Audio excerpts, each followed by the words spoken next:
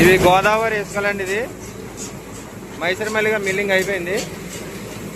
మైసూర్ మల్లిగా single polish, Mysore మల్లిగా FB అంటే ఫుల్ బ్రౌన్. ఈ 4 బ్యాగులు 8 గంటలు. ఇక్కడ నుంచి సింగిల్ పాలిష్. సంచులు ఈసారి తెల్ల సంచులు దొరకలేదు, ఈ కంపెనీ సంచులే దొరికినాయి. దీన్ని తిరగేద్దామంటేనేమో ఇది కలర్ ఎక్కువైపోయి ఈ కలర్ స్మెల్ వస్తుందంటే ఈ కొత్త సంచులు ఒక్కసారి కూడా యూజ్ చేయని సంచులు అనమాట. దానివల్ల కలర్ ఈ బ్యాగ్ ఉన్న కలర్ స్మెల్ వస్తుంది, అందుకని ఇంక తిరగలేదు. ఇవన్నీ మైసూర్ మల్లిగా బియ్యం.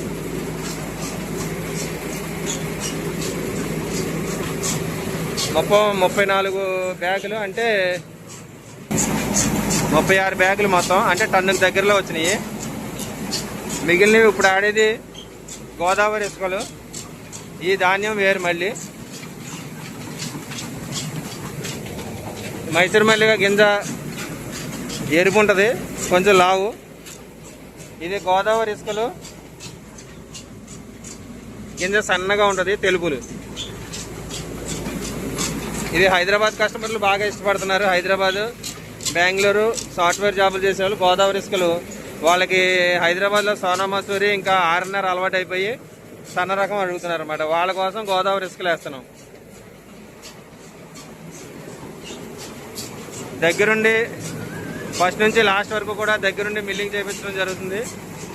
ఎందుకంటే ఏ క్షణంలో మనం మిస్ అయినా కానీ ఇక్కడ పాలిష్ తేడా వచ్చేస్తుంది అనమాట.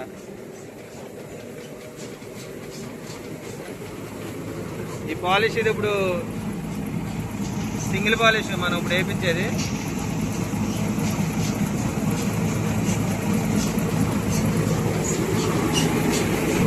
ఇది తెలుసు కదా బీడీలు. ఈ డ్రైవర్ ఒకడు ఉన్నాడు మిల్లులో, దాని మీద రాసి ఉంటుంది క్యాన్సర్ ఉంటుంది వస్తుందని, అయినా కానీ అయ్యే వాడతారు.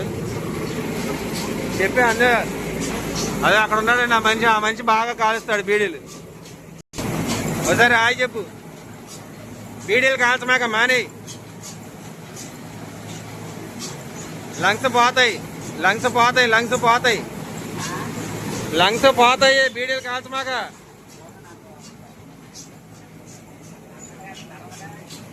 అవి లేకపోతే పని అవుతుందంట, తలకాయ పని చేయదంట. బీడీలు కాలిస్తేనే పని చేస్తుందంట బుర్ర. ఇది జిఐ అంటే గోదావరి ఇసుకలో సింగిల్ పాలిష్. కొన్ని సింగిల్ పాలిష్ ఆడిన తర్వాత మళ్ళీ గోదావరి ఇసుకలో వైట్ వేస్తాం. చూసారా రకరకాల సంచులు వస్తున్నాయి. గ్రోమర్లో కూడా ఖాళీ సంచులు సెకండ్స్ యూజ్ బియ్యం పట్టారు మిల్లర్స్. ఇదేమో పార్ బాయిల్డ్ ఇండియన్ రైస్ అంట, 5%. ఎక్స్పోర్ట్ క్వాలిటీ సంచులు అనమాట. ఎక్స్పోర్ట్ క్వాలిటీ సంచులు బ్యాగులు. Indian white rice, broken 20% broken rice.